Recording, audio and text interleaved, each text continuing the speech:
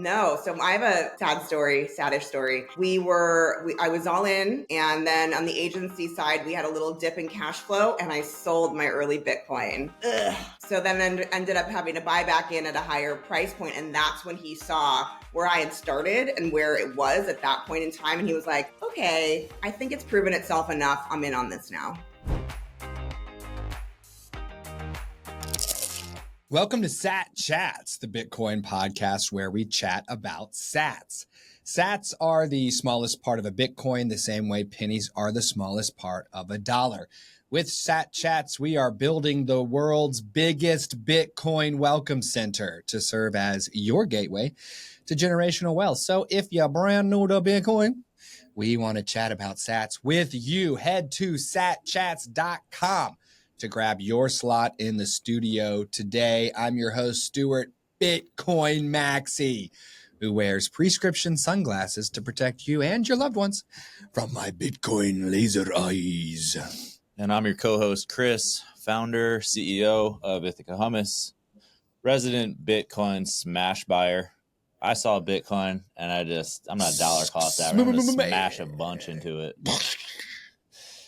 So listen, smash the subscribe button on our YouTube channel, even though there's no giveaway currently. No. What? She's Monday, dude. Oh. So y'all already heard about the giveaway, and we'll say it right now. How many sats? How many sats are we giving away? 10 million. 10 million sats. Million. That's like 10 G's. 10. That's 0.1 Bitcoin. Okay. That's 10% of a coin. So we're giving away 10 million sats, $10,000. Yeah, so right now that's $10,508. Yeah. Dang.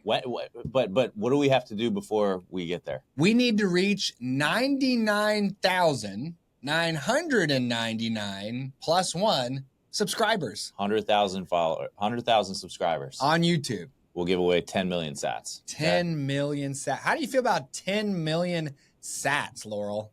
I'm here for it. Pile it on. Give me all that money, honey. You gonna smash that subscribe button on YouTube for 10 million sats? Abso-friggin-lutely. Yes. So you want to go ahead and smash the subscribe because the 10 million sats giveaway is officially live.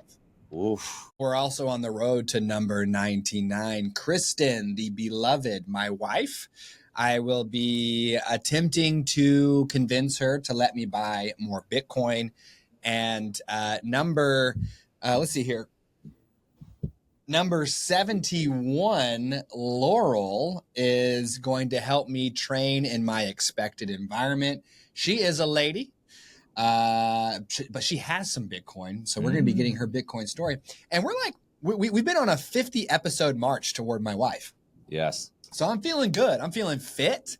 I'm feeling cut. Yeah. I mean, if I took off my shirt, I'd be like Brad Pitt in Fight Club right now. Dang. For real. Like fully just ripped.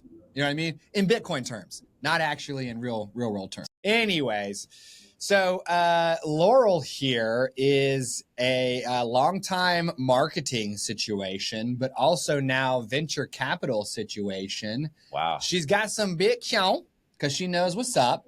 And she's part of that entreprenista group that we have been just boring a hole into thanks to MJ. We had Bellamy on the dial. We had Pallavi on the dial. We had Paula. And now we have got Laurel. So Laurel, before we jump into your Bitcoin story, help our satillionaires out there get to know you a little bit better. Yeah, thanks for having me, guys. Happy to be here. Excited about the energy and this conversation because I agree. I think more folks need to get in the game. So my story is started as a corporate M&A attorney. Don't hold that against me. I have an MBA in digital marketing, practiced for like a hot second. My dad got sick. He's healthy now. But I ended up having to step in to take over his interest in a company called Bassett Furniture. Do y'all know the Bassett Furniture? You guys are in North Carolina, right? Yes. Yeah, I know that name. Yeah. So huge national chain. I stepped in as interim CEO there at 26 for 3 years. Sold that in 2009, launched my first company, which is the marketing agency Elevate My Brand. And if you guys have kids, you would most likely know the brand we're most famous for, which is the Squishmallows brand. All right. It's been a good episode. Yeah. Thanks. Bye-bye. Thanks. I'm gonna drop my mic. We're done. Yeah. Literally, my daughter Kitty is 10. Her room is only Squishmallows. That's it. Oh yeah, you should have seen what we had in the office. And whenever people say that, I'm like, thank you for paying off my student loans. Appreciate I paid it. off Laurel student loans, man. Unbelievable. So yeah, the agency's now been around for 16 years, 400 brands later, from baby brands to huge global brands like Zendesk, Sprinkler, Verizon. And because of my legal background, a lot of private equity and venture firms would naturally come to us to market them. And a couple years ago, one of the GPs was like, yo, you need to go launch your own fund. You have this insane early deal flow, this marketing special sauce, and this commitment to investing in diversity. And I was like, no, thank you. I'm an operator. Don't need a second headache. And then I really dug in, and I saw a business model just like I do with Bitcoin as an asset class. And I was like, absolutely, I can do this better. And that's really how Fabric was born. Wow. What's that been like, that change or evolution from operator to investor?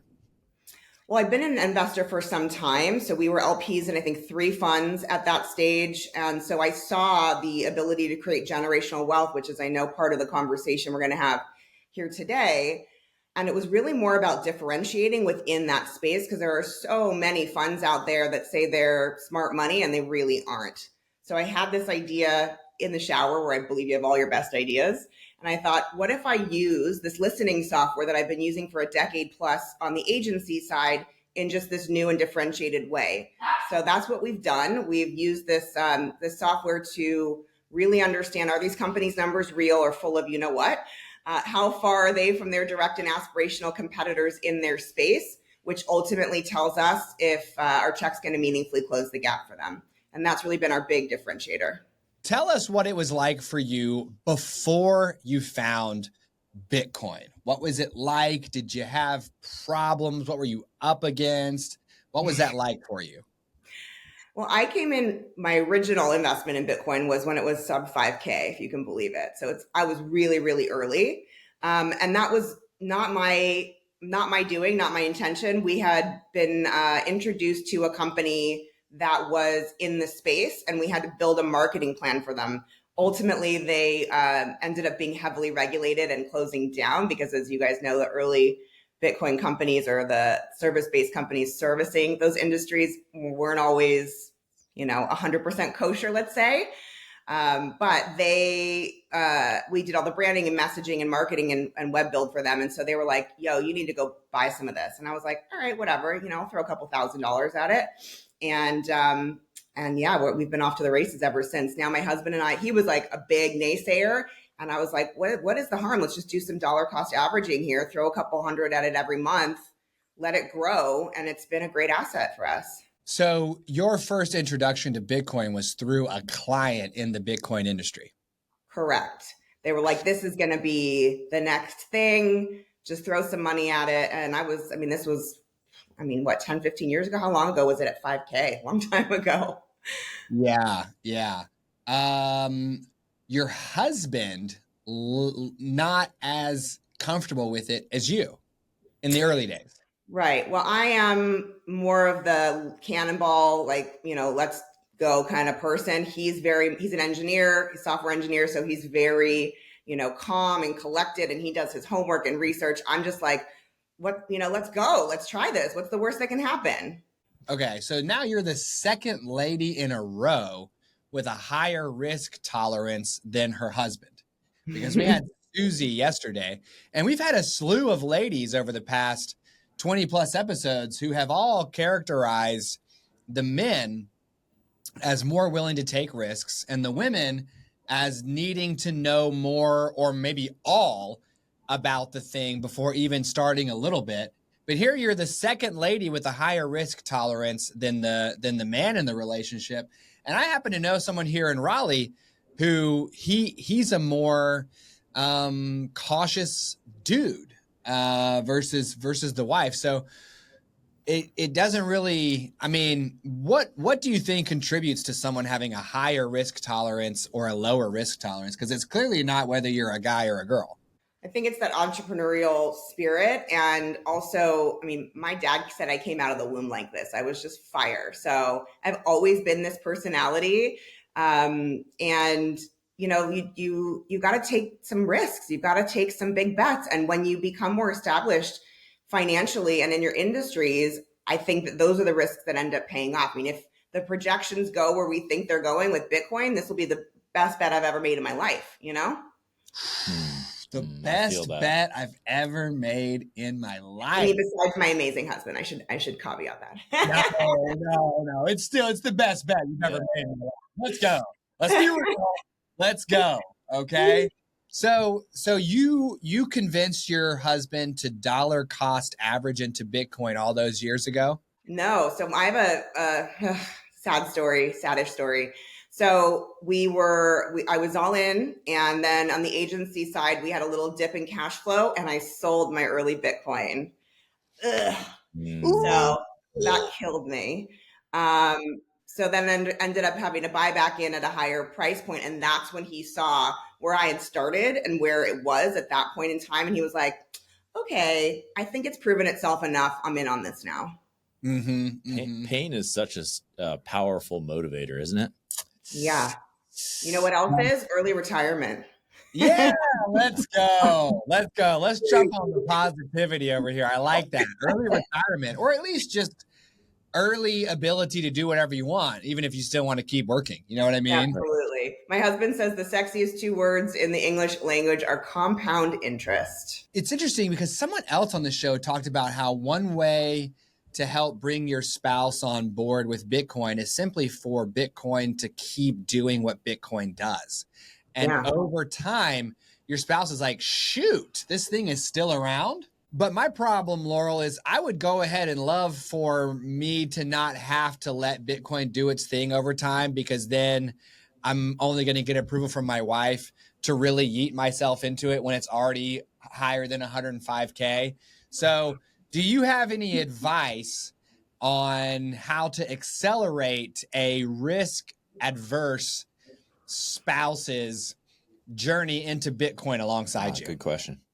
It's a great question, but I think that it's really like psychology, right? Like, so if someone's going to be risk averse, they're probably not going to write a check into venture or, into Bitcoin. I would say venture is a high risk category as well, but a little bit more safe in terms of like, it's been around longer. People understand it a bit more. So if they're not going to do Bitcoin, they're not going to do venture. I don't know if I would have a perfect answer to that, except for what's worked for us, which is, everyone in the family has their own pots. And as long as you put what needs to happen in the group pot, then you can do with the other money what you want. And so I think proof is in the pudding. Like that's what happened for us, right? Like I put my money into Bitcoin early, it proved out. And then he would have this aha moment of like, wow, I missed that boat. I'm not going to miss the next one. So I think it's a little bit about creating that FOMO. And then, proving the model. I mean, there's nothing better to push someone in the direction that you want them to go than the proof. So you make your own money and your husband makes his own money, and then y'all each need to contribute to a pool that effectively runs your lives. But beyond the cost of being a couple together, you have your own money that you could buy Bitcoin with it. You could buy a car with it. You could go on a trip with it, and you don't need him to be okay with that. Correct. The only caveat to that is we always max out our retirement accounts. That's the other non-starter, non-negotiable. Okay. But won't Bitcoin just absolutely dunk on a retirement account? Well, we hope so, but it's still, it's still a question mark for a lot of people. Which is why we believe in the dollar cost averaging and just throwing a little at a time at it so that over time it grows organically, just like your retirement accounts.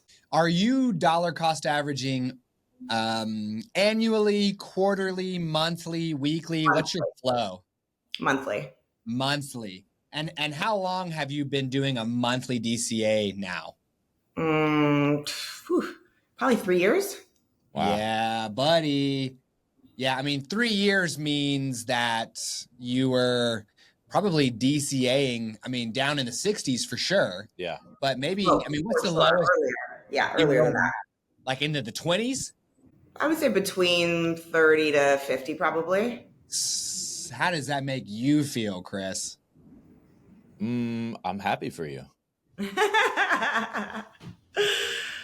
I love checking my Coinbase account every morning. It makes me so freaking happy.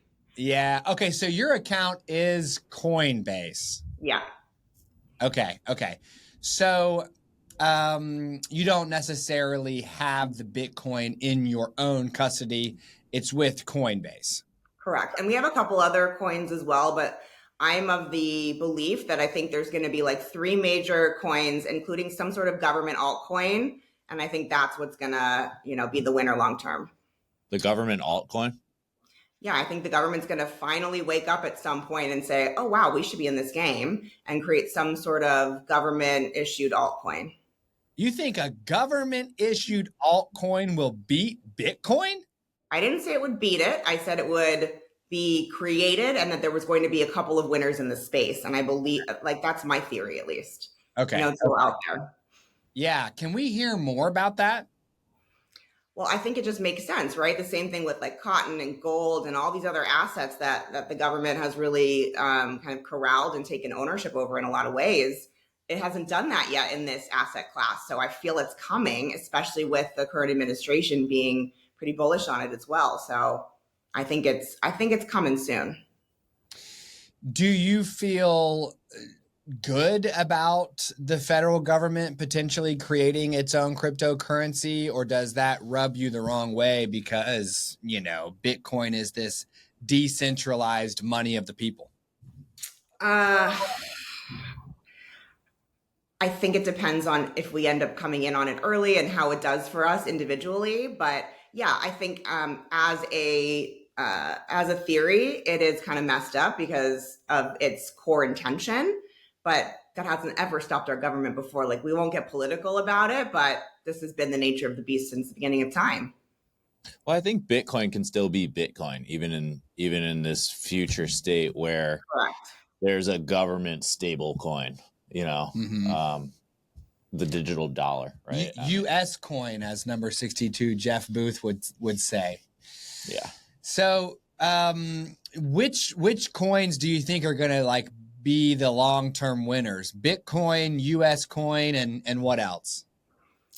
I'm obviously really bullish on Bitcoin. We have a little bit of Ethereum. We've got a little bit of Litecoin. Ethereum maybe, but I think Bitcoin and a government altcoin and maybe Ethereum. Okay. So let me take you back. When you first bought Bitcoin, you just kind of did it just to kind of do it. Yeah. Because they were saying so. Well, if I could classify what I think I heard you say, it was really you were buying it off of your trust in this client and the people who are running that company and telling you it was a good idea. And also probably a little bit of their excitement for Bitcoin that rubbed off on you. That was the basis for your decision. The company, even though it ended up, going under, was run by some really, really smart men in the space who had a lot of success in early days, taking bets on things that nobody else believed in. And yeah, I think the excitement around it was really justified. And it kind of felt like a hot stock tip. And I was like, yeah, why not? What am I going to do? Lose a few $1,000s? Okay, whatever, I get that. Yeah. So what I'm curious to learn about, Laurel, is how did you go from incidental investor to learning enough about Bitcoin to keep going, even despite that particular company's belly up? Well, again, proof was in the pudding, right? So I put in a few $1,000s. It multiple X'd. I was able to take some cash out to help the agency when we had a little cash flow issue. And then it skyrocketed and I was like, damn it.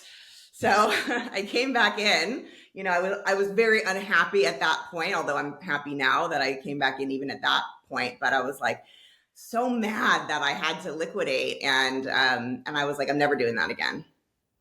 So I just want our Satillionaires to hear that, by the way, because there are many who feel like they're too late to Bitcoin. Not based on the projections. They're saying it's going to hit 1 million, in the next 5 years. I think it was the projection I saw. Don't quote me on that, but that's a little extreme, but who knows? It's on a friggin' tear. No. If all it is in 5 years is $1 million, I'm gonna be like, bro, underwhelmed. I'm like, where y'all come on. Then we will not have done our work here on this show because we're trying to get brand new people to stack their first sats on this show with us so that we can continue not only to drive adoption through Bitcoin, but just to save people from the money they're currently using. Yeah, but even if it 10x's as a conservative estimate, that's better than the market. That's better than most venture funds. Like that's better than everything that's out there as an asset class. So I'm saying it conservatively, based on like what the kind of noise and chatter is out there right now. But I wouldn't sneeze at a 10x return. No, Yeah. no, Yeah, I'm yeah, not yeah. saying that either. But, if you look at the track record, 50 to 60% year on year, I mean, it's insane. It is an insane. And we don't even look at it like I've gotten to the point now where I don't look at Bitcoin as an investment. I look at it as digital capital. Yeah. But if you were to just look at it as a pure investment, like it's historically outperformed everything. So Yeah. we're very bullish around That's here. why I'm here for it. Yes. I mean, personally, I think I've achieved stasis where I now fully understand that 1 Bitcoin is worth 1 Bitcoin. Stasis. I'm neither bullish nor bearish. I'm just Bitcoin, dude. I'm in the zone. That's it, right? You live it in the future. I love it. So we learned a little bit about what it was like for you. Let me just quickly. So what motivated you to get back into Bitcoin and go big in terms of your commitment to dollar cost average over a 3-year period, which is huge, by the way, was not necessarily because you grew to understand Bitcoin more. It was really just fear of missing out. Like you felt burned. You felt like, oh my gosh, I got out of this thing. And if I hadn't got out, here's how much money I would have made. I'm not making that mistake again. Let me get back in a meaningful way and make a commitment to do this over a long period of time. So it was really fear of missing out. FOMO. Do you agree with that, Laurel? That was the thing I was saying. Like it's a psychological conversation, and that's what's going to, I hope, help you push your wife into allowing you to buy more Bitcoin. Yeah, it was fully FOMO for me, but the FOMO was based on real numbers, right? Like I saw what I came in at, I saw what I sold it at, I saw the differential, and I was like, damn it. And I assumed that was going to, multiply again, even if I came in at a later stage at a higher cost. So, and it has done that multiple times over. So, yeah. It's a really good, if you can kind of polish up that insight as a tip, a tip, if you will, for your conversation with Kristen, the beloved. It is that, you want to appeal to her emotion, not logic. Yeah. Now you can use fact and logic in your conversation, but the idea is to trigger her emotionally. Yeah. Well, 90% of buying decisions happen based on emotion. So I can't imagine why that wouldn't apply to investment either. And we're seeing it firsthand on the venture side too. Makes sense. Yeah, I think emotion, we need to make the sale emotionally. And I was telling Chris the other day that I did get a little spark out of her when I showed her a clip where another woman was on the show explaining that women were only, it's only within the past 100 years in America that a woman was allowed to have her own bank account without her husband. Credit, buy a house, all those things. So we're playing catch up, but we're coming. Yeah. And we not only do Chris and I welcome you, we would prefer you just take over. My husband would agree with you. When we go to parties, he introduces himself as the stay-at-home husband, not a stay-at-home dad. And I'm like, dude, you're making me look bad. He goes, what? I got to speak to the job I want. Yes. Yeah, your hub sounds like he's a good dude. Yeah, really. Because we love our ladies, and we know for a fact you all are superior to us in literally every single way. Beehive theory. We are the only thing that we're better at is dying sooner. If I'm correct, right? According to the life expectancy. So we're pretty good at that. So here's what I want to do with you, Laurel, because you have Bitcoin, the FOMO and price action of Bitcoin was enough for you to start doing the right thing, which is to buy Bitcoin over time. I think a lot of people come in that way. I know I did too. I wanted to get some Bitcoin and have it go to the moon. And I wanted to get enough Bitcoin before it went to the moon so I could go to the moon with it. But I'm also hearing that Bitcoin is part of a diversified portfolio. It's maybe limited in its size. Maybe it's a cup. I mean, I guess, let me ask you this. What percentage of your overall juju is Bitcoin? Good one. Ooh, God, that's a good question. As a couple, probably 3%, 3 to 5%, maybe. Not huge, but enough to make a difference, especially if it does 10x, 15x, 20x like it's being projected. Then it will be significantly more, obviously. Okay. So let's challenge ourselves over the next, 15, 20 minutes to see if we can dial up the intensity of your Bitcoin laser eyes. All right. Challenge accepted. My question is, why only 3 to 5%? Because we allocate very intentionally across all of our investments. So we have multiple LP positions, which require a bigger capital outset. We also have our real estate play, and we have a new piece of real estate in Todos Santos, Mexico, that we are currently in escrow on. So that's taking a lot of our cash reserves currently. So it's really about being smart with how you allocate your capital over all the different asset classes. What is LP? Limited partner. When you guys write me a check, you'll be a limited partner. So to be a limited partner in these companies, I mean, that's taking a good deal of your personal household cash or your venture capital company cash.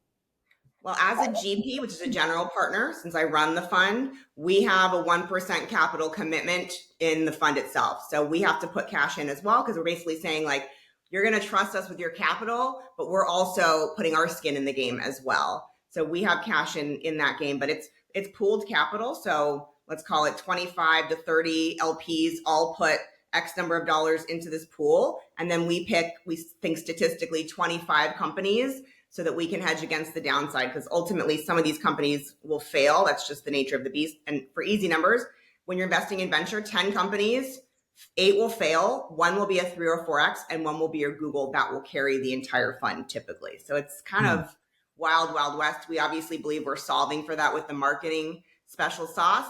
And what I didn't mention is on a quarter of the deals that we write cash checks to, we double down with sweat equity from the agency side so that we can actually control the narrative of success. And that is really the value add.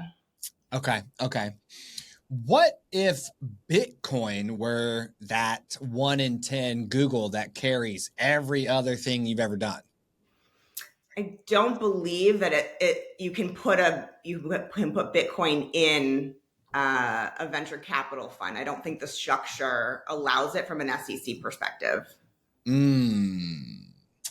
How do you feel about that? Would you put Bitcoin into your venture capital fund if it were legally, regulatory, all that stuff? No, because we're investing in companies and we have a core thesis about the kinds of companies. So consumer tech, future of healthcare, future of fintech. I guess you could kind of argue that it's fintech or future of, I don't know. It's not really aligned with our overall thesis as a venture fund. Does it feel like it would be like, yeah, we're going to buy coffee and wheat with our venture capital fund? We're like, dude, exactly. This is a bit more commoditized for sure. Yeah. But hasn't Bitcoin's performance outstripped all these other, companies? Depends on when you looked at it, right? Like it had that big dip. Some people would argue that that's going to come again. Who knows? It's still a high risk category. But again, we're not arguing apples to apples. This is apples to bananas, Yeah. I mean, do you feel like with the venture capital fund, the point is to find and back companies you really believe in, not necessarily to pick the greatest possible investment that you could pick? Oh, it's got to be both. I believe in doing good and doing well and that they're not mutually exclusive. And I certainly feel very compelled about the companies we invest in. But let's be very clear. I'm a capitalist first. which means what? Which means I'm not putting money into companies if I don't believe they're venture scalable to at least 100 million, so that they are a sweet target for some sort of acquisition or potential IPO down the path. Okay.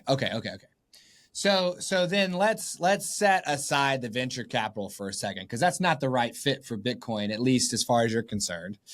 As far as I'm concerned, I will venture all my dadgum capital into Bitcoin, and I'm trying to have my wife on here in a couple of episodes to get permission. But when you think about, let's step over into the personal here. Let's go to Mr. and Mrs. Laurel over here. If I have this right, are you treating your personal investment strategy similar to your venture strategy, where the diversification is where you see the smart money playing, because you can't ever tell what's going to be good and what's going to be bad? I think it's more about the risk within each asset class. So like Bitcoin is considered an asset class with very high risk, as is venture. Then the real estate asset class is less risky, right? Same with our 401ks and our Roths, public markets and all of that. So it's really about just it's a pie chart, right? And it's a matter of which slice has the most or less risk, so that overall the pie is sweet at the end of our lives, really. Okay. So I got two options here, Laurel. The first would be to try to walk down a pathway that proves Bitcoin is not risky at all. And in fact, the riskiest thing that you can do is not have Bitcoin.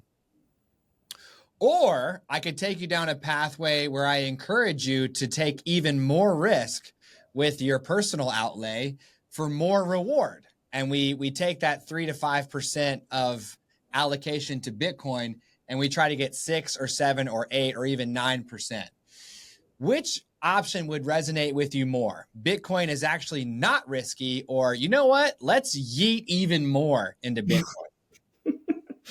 I think the latter one, but that's going to come as our assets grow, right? So we reallocate based on what our cash flow looks like. And that's very intentional. So as our cash flow continues to grow, and as we exit some of our own LP positions, we'll have more cash to put in other assets. And I'm sure some of that will be more Bitcoin heavy. Okay. So focusing on how you should take a little bit more risk might resonate with you. And you're saying that you mix up your investments based on your, did you say cash flow? Yeah. I mean, like if I had a really good year at the agency, that's a different approach, because I've got more cash to play with at the end of the year to put into the different asset classes that I personally invest in. Okay. So let's walk through that real quick, because I'm not Laurel, and the best I have is a little bit of Bitcoin and the sure knowledge that I'm going to get a paycheck soon that's going to continue to let me stay afloat. Like, I'm not in the land of like being a baller who is successful and good like Laurel. And so it's fascinating for me to actually consider the possibility of having enough money to do some junk with it. So if we break down your investment portfolio, you've got some limited partnerships in some of these companies that venture funds. Some of them may fail. One's going to do okay, and one's going to go to the moon. And then you got some real estate, and then you have your investment, your like 401k type stuff, and then some Bitcoin, correct? Yeah, I mean, you've got public market. So it's whenever I'm explaining this to mostly women, because our investors are very diverse, I always say it's like building the foundation of the house, right? Like you've got to have your financial foundation built first before you can be a little risky. So it's your 401k, your Roth, your public markets, and your real estate play. That is the foundation. That's the solid, really core foundation cement of the floor of the house. After you've built that, then you can put up great paint colors, art, furniture. Those are the things that are a bit more risky, that are probably going to maybe lose value over time, gain value over time. And those are things like, alternatives, right? And Bitcoin or crypto isn't an alternative asset class. So that's how we look at it and how I explain it. And I always say to folks I talk to about this, Like I asked them point blank, do you have the base of your asset, triangle built? And if they say no, I don't think they're ready for the other pieces. They've got to have, and then they've got to have their backup plan too, right? They've got to have cash reserves on top of that in case of emergency. So I am certainly not a conservative investor, but I'm at an age and stage in my life where I've built that foundation to a place where I can be riskier with my assets currently. And I still have enough timeline ahead of me. If something, God forbid, happen, I can make that up, right? And that's really where your risk aversion, risk tolerance comes into play. What's the triangle? The base of the triangle is the foundational pieces: real estate, public markets, Roth, 401ks. And then it gets riskier as you go up to the top of the triangle, right? Okay. Are public markets like stocks and bonds and Wall Street Correct. stuff? Yeah, okay. Anything that's public. Yeah, exactly. Okay, so the base of that triangle is Wall Street type stuff, real estate, and things that are statistically not going to return as high as potentially Bitcoin, but they're also not statistically going to lose potentially as well. Okay. So you're kind of creating a base of traditional assets that are going to increase in value over time, so long as you look at them, so long as you think about them in terms of the US dollar. Correct. Well, and we have some international investments as well, because if you're playing in the markets, like there's other markets to play in than just the US markets too. Okay. Especially right now. I would certainly argue that, European funds can do really well. European funds. Okay. Asian funds and anything in global markets. I think there needs to be a piece of your portfolio there too.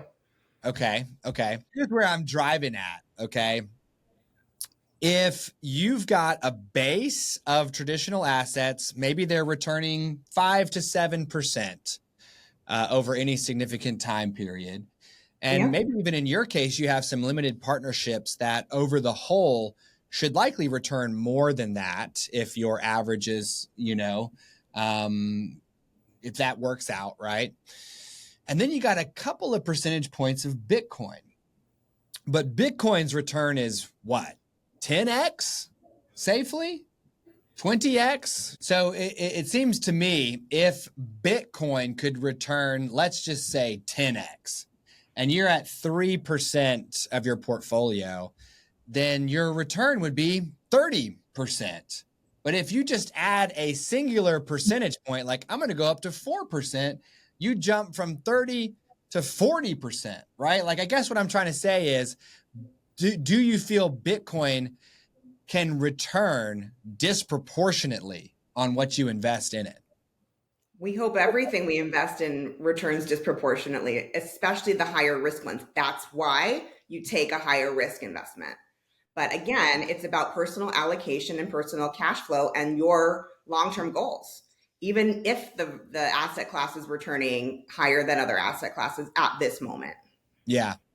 So do you feel like the next time you have that cash flow, you're going to direct more toward Bitcoin, or you're going to keep doing what you're doing because the dude in the sunglasses was just like biting down on the neck of this and wouldn't let it go? I might increase my position a little bit. I might, double down on, because I'm not doing a whole lot. It's significant, but it's not significant in terms of our overall portfolio. So once we've got this next real estate piece done, yeah, I probably would. Yes, ma'am. Come on. That makes me feel great, Laurel. And, we obviously there's so much to cover here in the land of Bitcoin. I want to work with you to go beyond the FOMO and price action of Bitcoin and the riskiness of Bitcoin to a place where your laser eyes are just blasting outward into space and you're like, there is no risk to Bitcoin.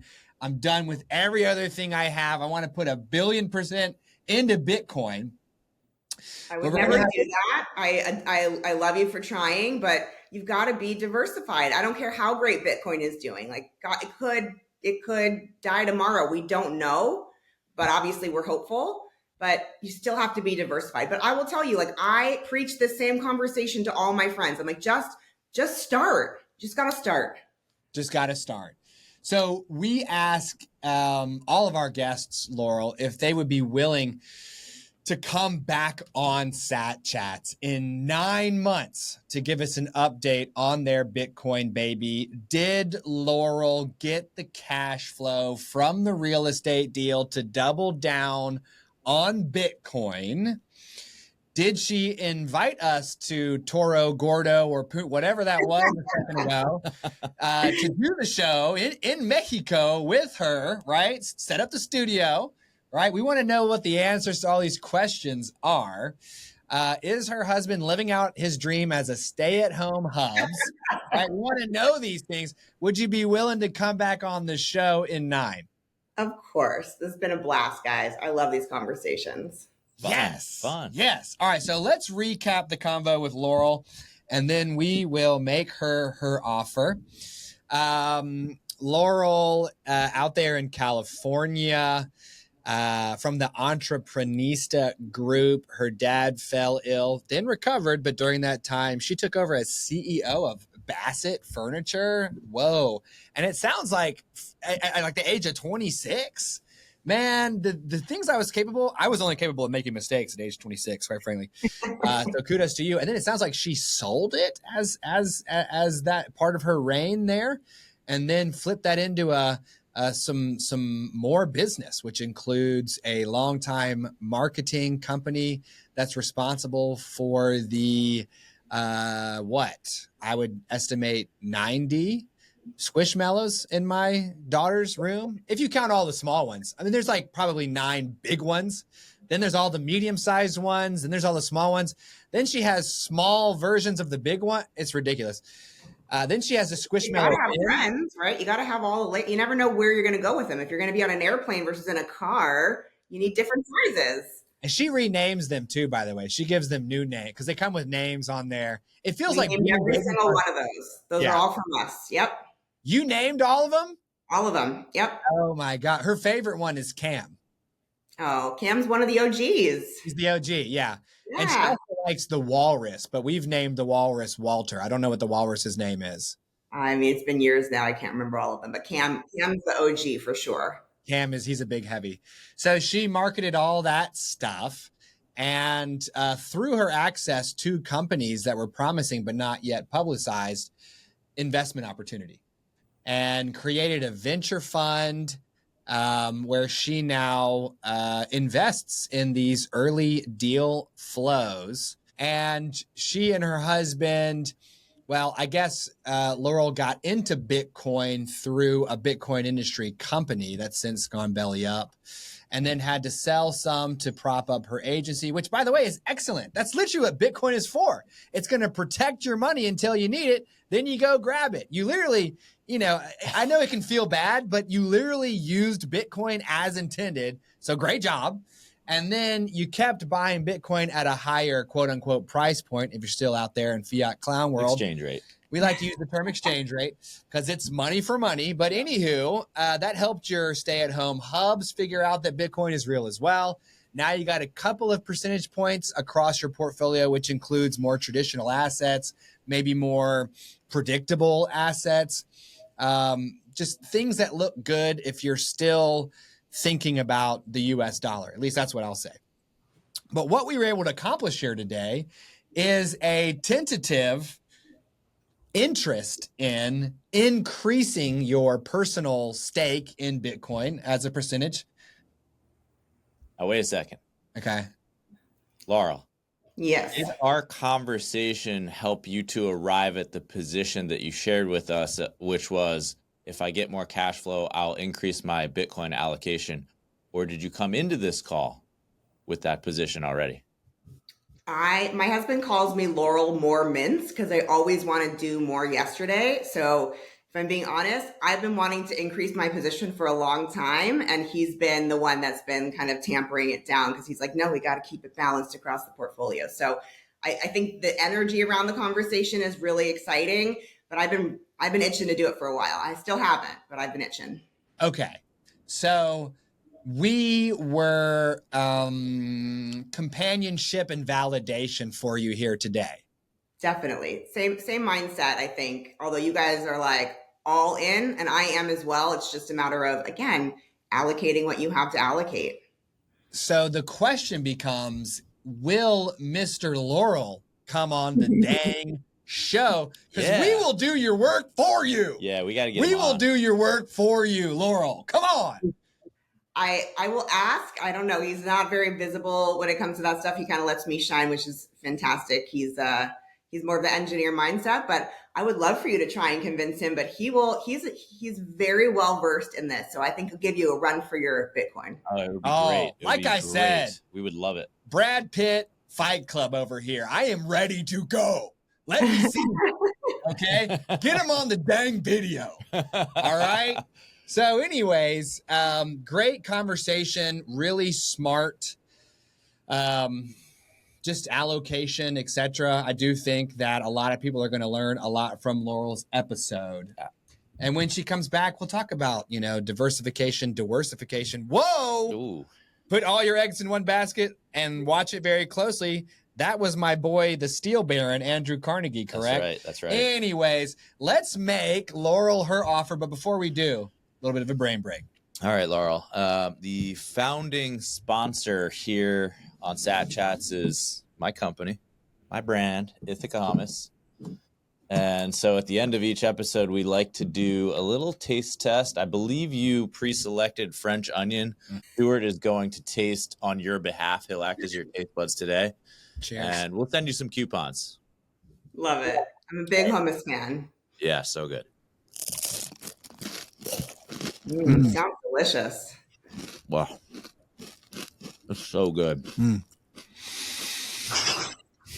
It just has a caramelized onion flavor that is not too little and not too much. There's caramelized shallots. There's caramelized onions. What? There's caramelized. Did you know that a French onion soup, to make a really good French onion soup, and I know because I'm a chef, you need like 5 different types of onions. What? Yes, I use leeks, shallots, white onions, red onions. What? Dude, green onions. You caramelize all of them because they all have a little bit different sugar levels in them. Okay. And so they caramelize at different rates, and the taste is a little bit. We do the same thing with this. So, yum. Yep, Let's make yep. Laurel her offer. So we believe in exchanging our value for your value. So anyway, as a small token of our appreciation for your time today, we will offer you your choice of 50 stinky old dollars, $50. You don't get the case. We take that piece of paper out of there. We mail it to you. Ooh. Venmo. There's probably fees and transactions involved. It won't be worth $50 by the time it gets to you. When was the last time this thing took a shower? Gross. Yeah, no, sick. Or $50 in Bitcoin, which I'll calculate using Simple Steve's UTX Oracle, which I've got behind me. We can see that the confirmed on-chain exchange rate for Bitcoin is $104,720. So I'm looking to do $50 worth of Bitcoin. So I'll take 50. Okay. I'll divide it by that 104,720. I get a big old nasty decimal that I've got to retype in here, which comes out to 47,746 sats. Okay. 47,746. Okay. 47,746 sats. Or $50. I mean, come on, guys. It's not even a question. You know where I'm going with this. But I would argue, let's do this. Keep the sats. Let's double down on this and see where Bitcoin is in 9 months. And then I want to 4x that in 9 months if it goes where you guys think it's going to go. How about that? so you're saying that you want us to hang on to because you're choosing the sats. I'm choosing the sats. You're pushing me to double down more on Bitcoin in terms of our asset allocation. So let's put some sats on it. Where do you think it's going to be in 9 months? All right. So first of all, let's get this stinky old guy out of here. Okay. We're only working with the sats. Bye-bye. Now you're saying in 9 months, if the exchange rate of Bitcoin has gone up from here, You want us to give you even more than that next time. Yes. But I want you to make a prediction. Like, let's make this real. Let's make this fun. You're so bullish on it, which I am too, but like, where do we want to go with this? Okay, how about this? You're going to come back in 9 months, right? Mm-hmm. Yep. If Bitcoin has gone up in value, then instead of giving you your $50 next time worth of Bitcoin based on the exchange rate at that point in time, we'll use this same exchange rate to give you $50 worth of Bitcoin. So basically, so her money would immediately become valuable, because if it's at 150, she'll be getting today's rates, not tomorrow's rates. Right. But we hold on to the sats in the meantime. I like it. That's what I wanted to do. I wanted to put our money where our mouths are, literally. Okay. We're going to double down on, let's see here, number 71 Laurel sats at the 104,720 number. We're going to lock in that exchange rate for next episode. We're going to lock it in. And then in 9 months, if it's higher than that number, she's going to make it happen. Deal. All right. That's a deal. I love it. But it is a spiritual choosing of the sats. So you do, in fact, bring our scoreboard 100%. to 65 guests who have stacked the sats. 6 total so far who have taken the cash. So thank you for stacking the sats with us here, Laurel. That is incredible. We are on the road to number 99, Kristen, and I feel like we got a lot of kind of like emotional angle type stuff going on today, which is going to help me. We're going to try to get Laurel's husband on the show, which is going to be amazing. This is the part of the show where we ask you Satillionaires to exchange your value for ours. Hit the subscribe button on YouTube for your chance at 10 million sats. 10 million sats, not 47,746 sats. 10 million. How many times I got to say that? 10 million. Yeah. Get us to 99,999 subscribers plus 1. And we will drop 10 million sats on one of your heads. Also, rip them watch hours so we can unlock a membership area where you can get early access to raw cuts of the show. Not edited down for time, just full on. Come on the show as well, satchats.com. We tape 1 million per week. We need you in here. Just one button on the website, by the way. We're still looking for our 3rd Satillionaire to come on the show. Here comes the big disclaimer for Laurel and her army of lawyers. Sat Chats is for educational purposes and should not, I repeat, should not be construed as financial advice. Also, our guests' views are their own. How about that, Laurel? Double complete disclaimer on that one. Holler, airtight. Try to come at me. We'll see you tomorrow, Satillionaires. Bye-bye.